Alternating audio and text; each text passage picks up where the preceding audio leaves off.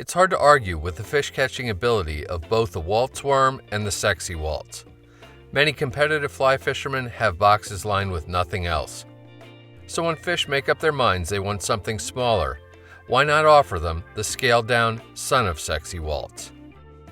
What size hook you use is really dictated by how little a bead you have.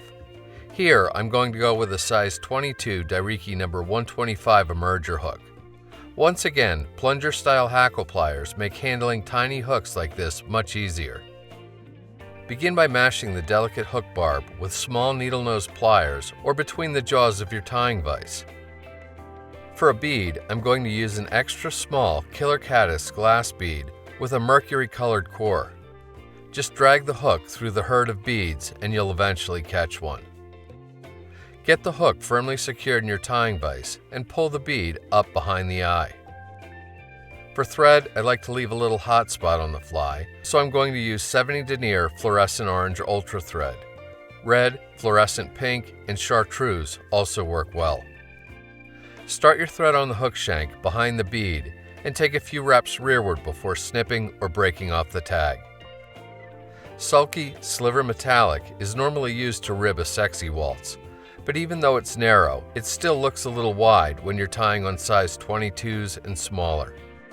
So instead, I go with extra small gold ultra wire. 6 to 8 inches is enough to make numerous flies. Lay one end of the wire against the near side of the hook and take thread wraps to secure it. Continue taking wraps down the shank a little ways into the bend, then return your thread back up the hook to immediately behind the bead. If you have a favorite Walt's worm dubbing blend, by all means use it, but on this size hook, use it very sparingly. I prefer to go with the same yarn as I do on a plain old cranefly larva pattern that's similar to a killer bug. This stuff can be a little tricky to find, but even a small amount will last a while. Many tyers, myself included, swear by the oyster color. Snip a 6-inch or so length free from the skein and then separate its 2 strands. Get hold of an end of one of the strands and place it on top of the hook shank. Give your bobbin a counterclockwise spin so the tying thread will jump ever so slightly rearward as you wrap, catching the strand of yarn right behind the bead. Take a few more tight wraps to further secure the yarn. Reach in with your tying scissors and snip the excess end of the yarn off close. Get hold of the remaining yarn and make one wrap in front of your tying thread, followed by wraps behind it.